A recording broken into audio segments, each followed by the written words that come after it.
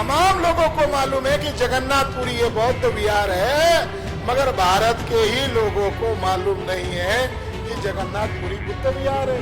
ये बुद्ध की याद में, त्रिरत्न की याद में शुरू की गई रथ यात्रा है। ये बात सर मेजर जनरल कनिंघम इस आर्कोलॉजिस्ट ने सिद्ध की है। पंडों से मुक्त करने के लिए आंदोलन चलाया जा रहा था। मुझे तो लगता है आज उस आंदोलन की ज्यादा जरूरत है। खटीक के बारे में लिखा कि ये भी क्षत्रिय थे, इनको मुगल मुसलमानों ने अछूत बनाया। बड़ा गजब का खोज है। ब्राह्मणवाद कैसे बढ़ेगा? जाति चेतना बढ़ाओ। तो उन्होंने कहा ये चमार वंशी है। ब्राह्मण इतिहासकार भी मान्य करते हैं कि वहां बुद्ध के दांत के जो अस्थियां थी उसकी पूजा की जाती थी। जगन्नाथपुरी में दांत की अस्थियां थी, इसीलिए उसको पुराना नाम था ओदंतपुरी, जिसको आज जगन्नाथपुरी कहते हैं। अभी के सत्र में जो 3 विषय रखे हैं उसमें गुरु घासीदास जी का सतनामी आंदोलन का एक विषय है और ओडिशा में हमारे महापुरुष है संत भीमा भोई, इनके द्वारा चलाए गए महिमा धर्म का एक विषय है। साथियों, हमें बेहद खुशी हो रही है कि हम जो ऑफशोर स्विंग बना रहे हैं उस ऑफशोर स्विंग में एक ऑफशोर स्विंग महिमा धर्म का बना हुआ है। राष्ट्रीय महिमा धम्म संघ, और साल भर में उड़ीसा राज्य में उसकी बहुत सारी गतिविधि हुई और उसका राष्ट्रीय स्तर पर देश भर के लोगों को जानकारी हो, क्योंकि उड़ीसा में ही केवल महिमा धर्मीय लोग नहीं है, कई राज्यों में फैले हुए हैं। महाराष्ट्र के मुंबई में भी है, नागपुर के, छत्तीसगढ़ के साइड में भी है। उसी तरह गुरु घासीदास जी का जो सतनामी आंदोलन है, ये आंदोलन भी कई राज्यों में फैला हुआ है और इन दोनों आंदोलनों को मानने वाले लोग ऐसा मान रहे हैं कि कई सारे अब्सोर्ड स्विंग आप लोगों ने बनाए हैं। इन धर्मियों को, इन परिवर्तनवादी विचारधारा को मानने वाले लोगों को भी आप जोड़े। उसके तहत राष्ट्रीय महिमा धम्म संघ का हमने स्थापना किया है। उसी तरह से गुरु घासीदास जी के आंदोलन को भी बामसेफ एडॉप्ट करेगा और उस आंदोलन को भी हम चलाएंगे। और उसके एक ऑफशूट विंग की मैं आज घोषणा करना चाहता हूं। जो घासीदास जी का सतनामी आंदोलन है, उस आंदोलन को हम लोगों ने आज से एडॉप्ट कर लिया। इसको हम लोग चलाएंगे, गुरु घासीदास राष्ट्रीय सतनाम क्रांति मोर्चा। साथियों, ये दोनों आंदोलन की खासियत ये है कि गुरु घासीदास जी का जो पीरियड है वो 18वीं शताब्दी का है और भीमा भोई जी का जो समय है वो 1850 से लेकर 1895 तक है। यानी ये दोनों महापुरुष जो है, ये ब्रिटिश काल में हो रही गतिविधि के दरमियान हमारे आंदोलन को चला रहे थे। मगर गुरु घासीदास जी का जो आंदोलन था, इतना विद्रोही आंदोलन था और उनको मानने वाले इतने बड़े पैमाने पर समर्थक थे। बनारस में रहने वाले एक बदमाश ब्राह्मण मदन मोहन मालवीय, मदन मोहन मालवीय की खासियत यह है कि जब ब्रिटिश पीरियड में वो उनके सदन में पहुंचे तो अछूत लोगों की तरफ से ये डिमांड चल रही थी कि हमें शिक्षा का राइट मिलना चाहिए। ये 1916 की बात है।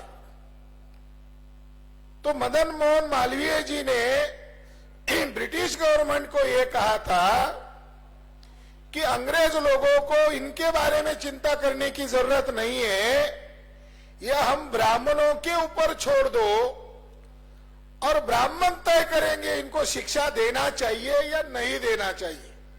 कितने महान थे मालवीय जी, इस आधार से पता चलता है।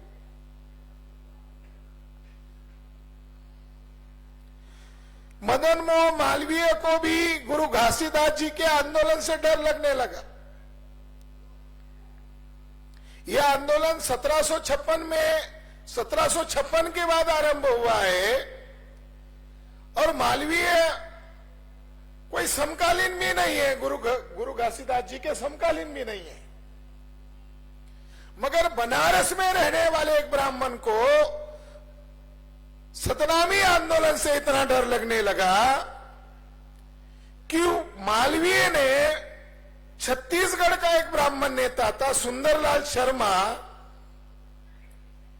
इसको योजना बताई कि इस आंदोलन को हमें निगल लेना है, इस आंदोलन को हमें खत्म करना है। तो कोई भी महापुरुष जब पैदा होता है उसके आंदोलन के बाद, उसकी लड़ाई के बाद, उसके बड़े सैक्रिफाइस के बाद समाज उसको मानने लगता है। गुरु घासीदास जी का जो वंशज था मदन मोहन मालवीय और शर्मा का समकालीन, जिसका नाम है गुरु आगमदास, जो गुरु घासीदास जी का वंशज था, तो उन्होंने छत्तीसगढ़ का पंडित सुंदरलाल शर्मा ने मालवीय के कहने पर, निर्देशन पर गुरु आगमदास को गोरक्षक कार्य में लगाया। गुरु घासीदास का जो आंदोलन है, यहाँ के वक्ताओं ने जो बताया, बाबा साहब अंबेडकर भी उनके आंदोलन से प्रभावित हुए, इसका मतलब वो कितना प्रभावशाली आंदोलन था।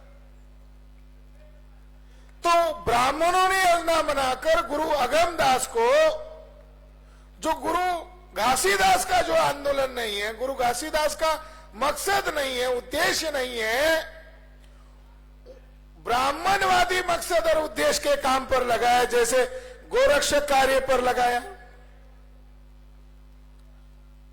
ये लोग अंबेडकर साहब के आंदोलन से जुड़ रहे हैं, डॉक्टर बाबा साहब अंबेडकर के आंदोलन का पार्ट बन रहे, उसके हिस्सेदार बन रहे। इसको देखकर मालवीय और शर्मा ने सतनामियों को मंदिर प्रवेश का अभियान शुरू कर दिया। अचानक नहीं हो रहा है, और इसका बहुत सारे ब्राह्मणों ने विरोध किया कि सतनामियों को मंदिर प्रवेश क्यों कर रहे हैं।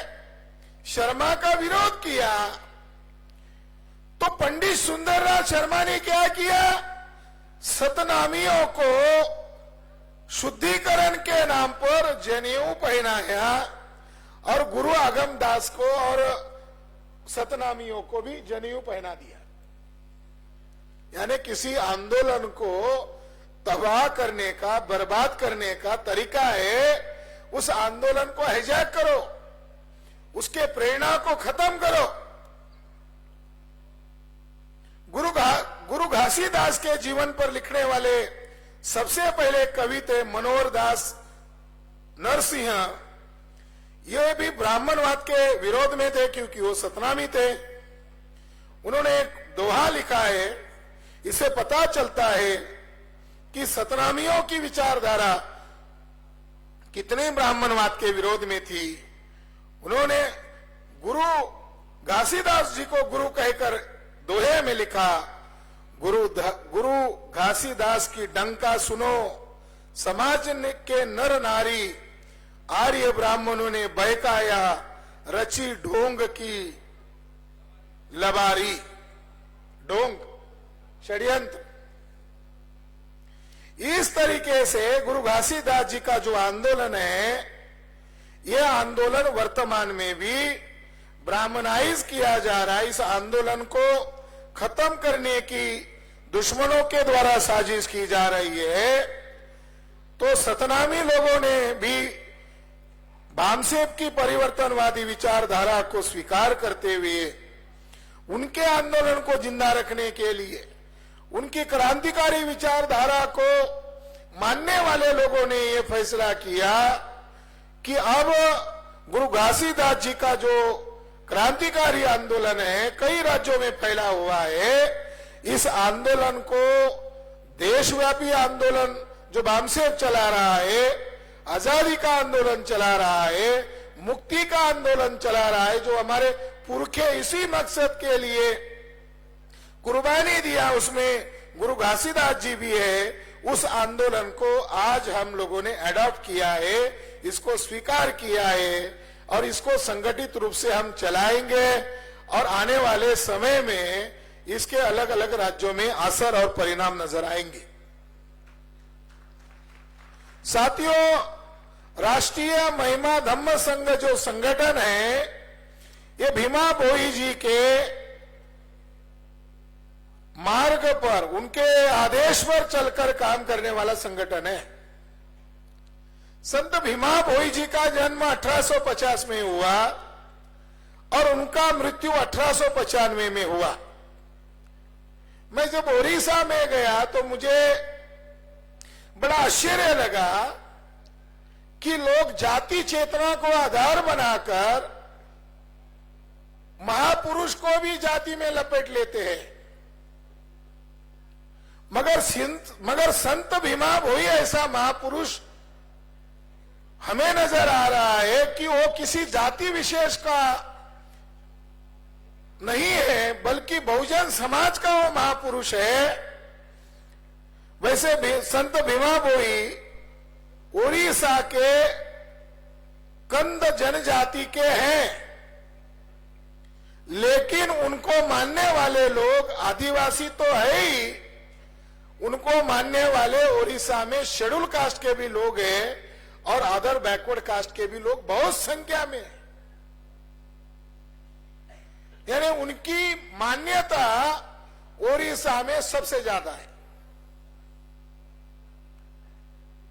भीमा भोई का जो मंदिर होता है, उसके अंदर कोई प्रतिमा नहीं होती है। ये महिमा धर्मी लोग जो है, ये संत भीमा भोई की कोई प्रतिमा नहीं रखते, वो शून्य को मानते हैं, शून्य यानी निर्वाण को मानते हैं। तो जो निब्बान है, जो निर्वाण है, जो इनलाइटमेंट है, उसको मानते हैं। मगर आजकल ओडिशा में आरएसएस और बीजेपी के लोगों के द्वारा भीमा भोई का जो जन्म स्थल है, वहां का जो मंदिर है, उसको कैप्चर कर लिया जाता है और वह 5 दिन लक्ष्मी की पूजा होती है। वैसे लक्ष्मी जो है, ये ब्राह्मणों की देवता नहीं है, इसका मूल नाम महामाया है और ये महामाया बुद्ध की माया है, ये भारत की असली भारत माता है। उसको मैं भारत माता इसलिए कह रहा हूं कि ब्रिटिश लोगों ने, खासकर कि मेजर जनरल कनिंघम ने मध्य प्रदेश का एक स्तूप खोजा, सम्राट अशोक द्वारा बनाया हुआ, और उस स्तूप को खोजने के बाद उन्हें डर लगने लगा कि ये इसको डिस्ट्रॉय ना कर दे, तो उन्होंने उस स्तूप को उठाकर कोलकाता लेकर आए। उसके रेलिंग को, उसके गेट को, उसके बहुत ही पत्थर और बहुत ही वजनदार पत्थर है, उसको पूरी स्तूप को उठाकर ले आए और वो आज कोलकाता के रॉयल एशियाटिक सोसाइटी के म्यूजियम में है, जो भारत के बहुमूल्य, भारत और पाकिस्तान से लेकर पूरे एशिया में जो बुद्धिस्ट मॉन्यूमेंट्स है, उसको ढूंढ ढूंढकर उन्होंने कोलकाता के म्यूजियम में रखा है। वहां पर इस महामाया की प्रतिमा नजर आती है, जिसके दोनों तरफ दो हाथी है और वो जल डाल रहे हैं। और हिस्टोरियन लोगों ने लिखा हुआ है, आज ब्राह्मण लोग जिसको महालक्ष्मी कह रहे हैं, विष्णु की पत्नी बता रहे हैं, ये सब मिथ्या बातें हैं। ये ओरिजिनल महामाया है और पूरे भारत में सबसे ज्यादा महामाया की प्रतिमा मिलती है, इसलिए वो भारत माता है। साथियों, महिमा धर्म क्या है? महिमा धर्म क्या है, इसके बारे में जानकारी लेने के लिए ब्रिटिश आर्कियोलॉजिस्ट लोगों ने, ब्रिटिश सरकार ने एक योजना बनाई और योजना बनाकर उन लोगों ने इसके ऊपर एक अध्ययन करने के लिए कहा गया। महिमा धर्म जो है ये क्या है, इसका संदर्भ क्या है? इसके लिए कोलकाता से ब्रिटिश लोगों ने एक रिसर्च प्रोजेक्ट बनाया और ब्रिटिश काल में उसको रिसर्च किया गया। वहां का एक बड़ा विद्वान था जिसका नाम है एन वसु, यानी नागेंद्रनाथ वासु या वसु। इन्होंने रिसर्च करके किताब लिखी है, the modern Buddhism and its followers in Odisha. एक रिसर्च किया उन्होंने। उनके रिसर्च में यह कहा कि महिमा धर्म कोई और नहीं है, बल्कि महिमा धर्म खोए हुए बौद्ध धर्म का प्रतिरूप है। और संत भीमा भोई ने बौद्ध धर्म को ही ओडिशा में महिमा धर्म के रूप में प्रस्तुत किया है। ये थोड़ा आप लोगों को भी थोड़ा आश्चर्य लग रहा होगा कि इन्होंने संगठन बनाया, राष्ट्रीय महिमा धम्म संघ, धर्म संघ नहीं, धम्म संघ। तो नागेंद्रनाथ वसु जी ने इस पर रिसर्च करते हुए कहा कि जो बुद्धा ने विनय बनाए थे भिक्षु संघ के लिए, कौन सा पोशाक पहनना चाहिए, भिक्षाटन कहां पर करनी चाहिए, उनका डिसिप्लिन क्या होना चाहिए भिक्षुओं का, वो सारा विनय पिटक पर अमल करने वाला ओडिशा में महिमा धर्म है, ऐसे उनके रिसर्च में उनको मिला। वो स्पष्ट कहते हैं, त्याग का नियम याको मालिका से, यह उनके अनुयायियों में भिक्षु जीवन में अनुशासित करके महिमा धर्म ने बहुत पहले के बौद्ध संघ का अनुकरण किया था। बौद्ध साहित्य के 13 नियम यानी विनय जो बौद्ध भिक्षुओं के संदर्भ में है, वे सारे आज भी महिमा धर्म के प्रचारक जैसे के जैसे अमल में लाते हैं। उसमें पिंड पतिका यानी घर घर जाकर भोजन के लिए घूमना, समपदनाचारिका यानी घर घर जाकर भिक्षाटन करना, पातपाड़िका यानी एक ही भिक्षा पात्र से समुचित अन्न ग्रहण करना, पच्च भक्ति का बेसमय भोजन लेने से मना किया है, जो बुद्ध का नियम था। यह सभी बातें अन्य साधु या सभी वैष्णव अमल में नहीं लाते हैं।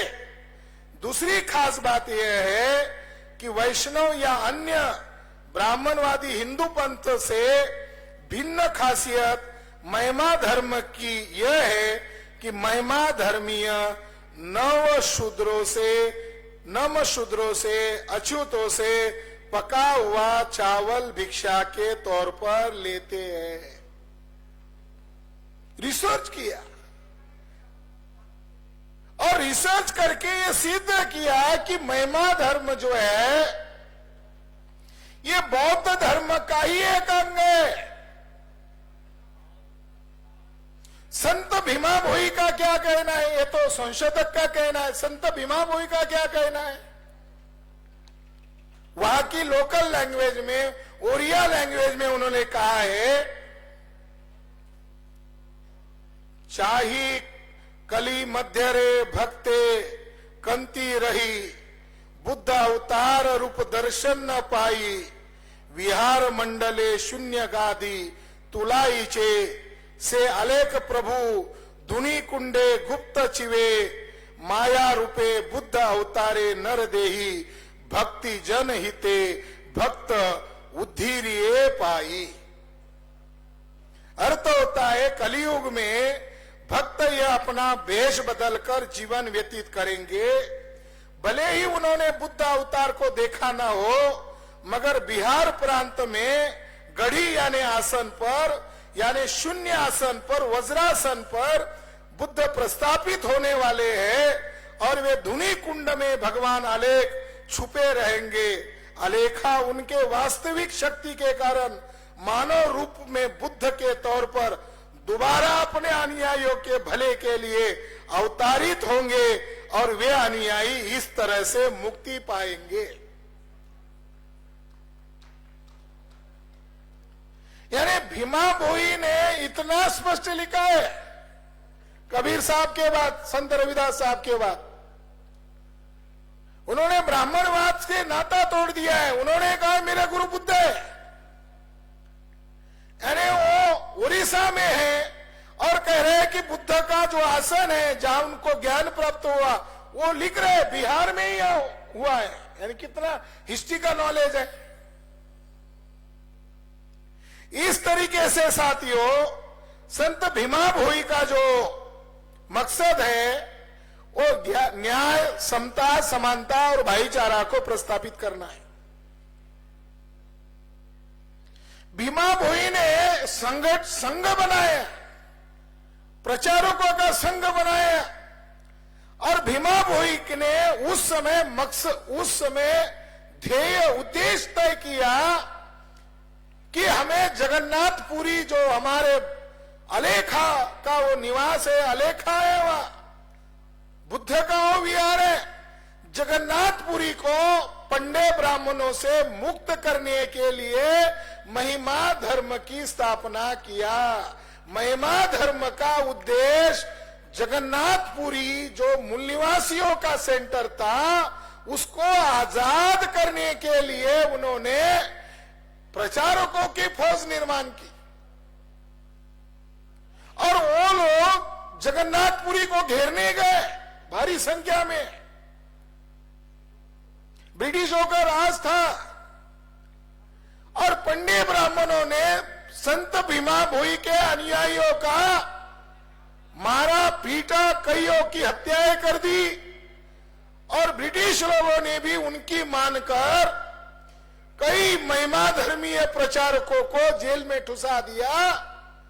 तब उनके परिवारजन संत भीमा भोई को मिलने गए, रोने लगे कि तुम्हारे साथ आए, तुम्हारे बहकाव में आए, तुम्हारी बातों के प्रभाव में आए और आज कुछ लोग मर गए, कुछ लोग जेल में ठुसाए गए हैं। तो भीमा भोई जी ने लोगों को जवाब देते हुए कहा, बड़े लक्ष्य के लिए कुर्बानी देनी पड़ती है। हमारा लक्ष्य तो पवित्र है, हमें जगन्नाथपुरी को मुक्त करने के लिए मुझे भी जान देनी पड़ेगी तो मैं गर्व मानूंगा। ये हिस्टोरिकल बातें हैं। जगन्नाथपुरी का आज का स्वरूप क्या है? उस समय जगन्नाथपुरी को पंडों से मुक्त करने के लिए आंदोलन चलाया जा रहा था। मुझे तो लगता है आज उस आंदोलन की ज्यादा जरूरत है। कितनी शर्मिंदगी की बात है कि भारत के एक राष्ट्रपति को जगन्नाथपुरी को भेजा जाता है, जगन्नाथपुरी में वो पहुंच जाते हैं और वहां पंडे लोग उनको धक्का मारकर पूर्व राष्ट्रपति कोविंद जी को धक्का मारकर मंदिर के बाहर धकेल देते हैं।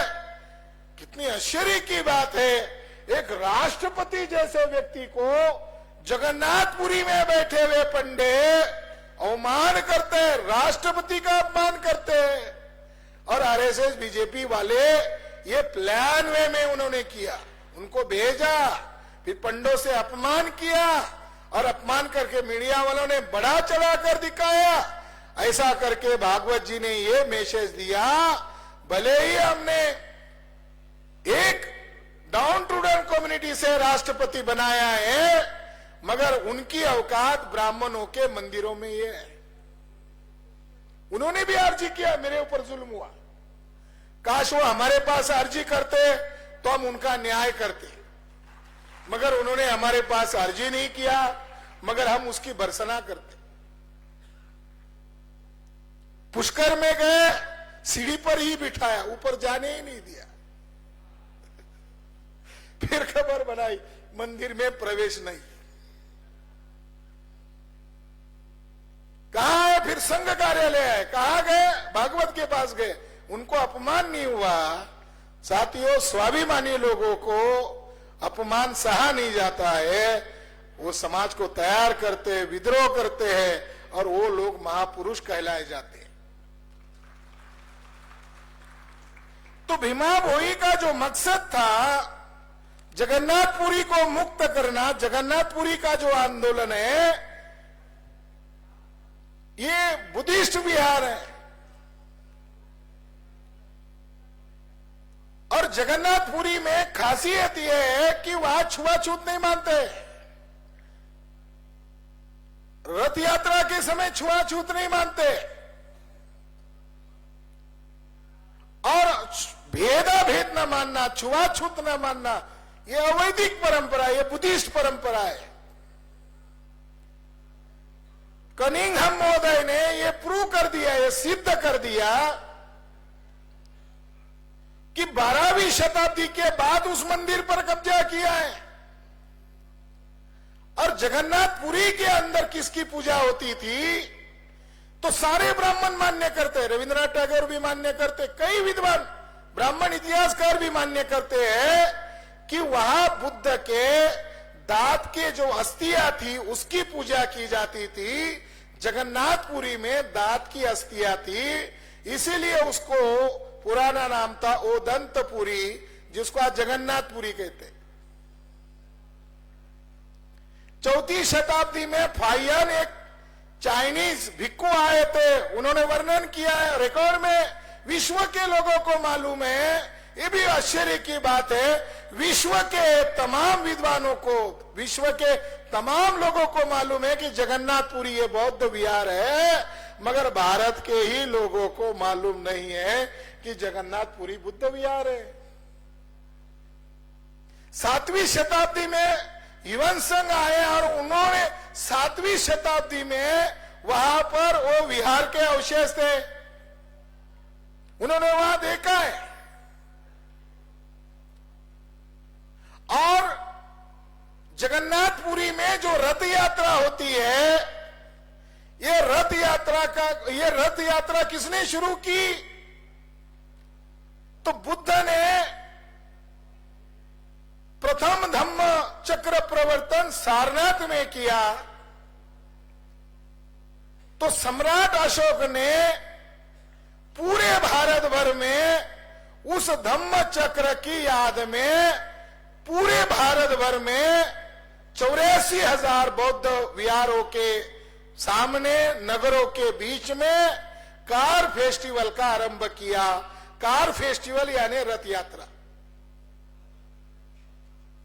यह रथ यात्रा केरल में भी है, यह रथ यात्रा कर्नाटक में भी, यह रथ यात्रा पूरे भारत भर में दिखाई देती है। मगर जगन्नाथ की जो रथ यात्रा है, ये बुद्ध की याद में, त्रिरत्न की याद में शुरू की गई रथ यात्रा है। ये बात सर मेजर जनरल कनिंघम इस आर्कोलॉजिस्ट ने सिद्ध किया है। फिर सवाल है कि वो मंदिर में कृष्ण कौन है, बलराम कौन है, सुभद्रा कौन है, तो कनिंघम महोदय कहते हैं कि वो त्रिरत्न की पूजा होती थी, और त्रिरत्न का मतलब होता था बुद्ध धम्म संघ। बुद्ध को ही ब्राह्मणों ने कृष्ण कहा, धम्म को सुभद्रा कहा, और संघ को बलराम कहा। ये षड्यंत्र ब्राह्मणों ने कृष्ण, बलराम और सुभद्रा के नाम पर किया, ब्राह्मणीकरण। जो आप ओम देखते हो, ओम शब्द जो है ओम शब्द है, ये त्रिरत्न से जुड़ा हुआ है।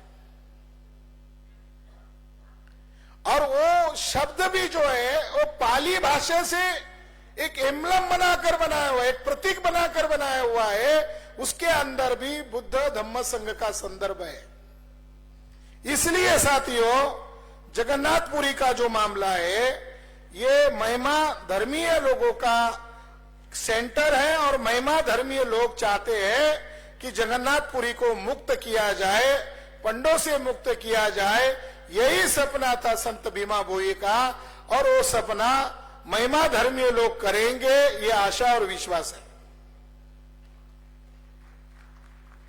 अंतिम जो एक विषय है, उसका एक उदाहरण देकर मेरी बात को खत्म करता हूं। जाति चेतना ब्राह्मणवाद का भक्ष बनेगा। साथियों, ब्राह्मण लोग पूरे देश भर में प्रतिक्रांति का माहौल क्रिएट कर रहे हैं। तो ब्राह्मणों ने स्टडी किया कि शोषित जातियां तो आगे आएगी, सबसे ज्यादा आएगी। और ब्राह्मण लोगों ने 2014 के पहले, यानी ईवीएम घोटाला करने के पहले, इसके लिए उनकी रिसर्च टीम को लगाया। और 2014 में सत्ता में आते ही उन्होंने 3 किताबें मोहन भागवत के हाथों से प्रकाशित किया। और आरएसएस का जो प्रकाशन है, प्रभात प्रकाशन, उसके माध्यम से वो 3 किताबें प्रकाशित की गई। लिखा ब्राह्मणों ने, मगर लेखक दिखाया वाराणसी का शेड्यूल कास्ट का। और उन तीनों किताबों का नाम है हिंदू चमार। एक किताब का नाम है हिंदू चमार, दूसरी किताब का नाम है हिंदू खटीक, तीसरी किताब का नाम है हिंदू वाल्मीकि। और ये तीनों जातियां मार्शल कम्युनिटी है, लड़ाकू कम्युनिटी है, और ये ऑल इंडिया में अम्बेडकराइट है। तो इन्होंने क्या किया, एक लाइन में उसका सार बताता हूं। चमार को क्या बताया? चमार वंश, चमार जाति चेतना बढ़ाओ। ब्राह्मणवाद कैसे बढ़ेगा? जाति चेतना बढ़ाओ। तो उन्होंने कहा ये चमार वंशी है, चमर वंशी है। मैं पुष्कर गया तो वहां मैंने किताबें देखी, तो मुझे वहां दिखा दिया चमर वंशीय पुराण। फिर दूसरी किताब दिखी रविदास रामायण, मथुरा से प्रकाशित है।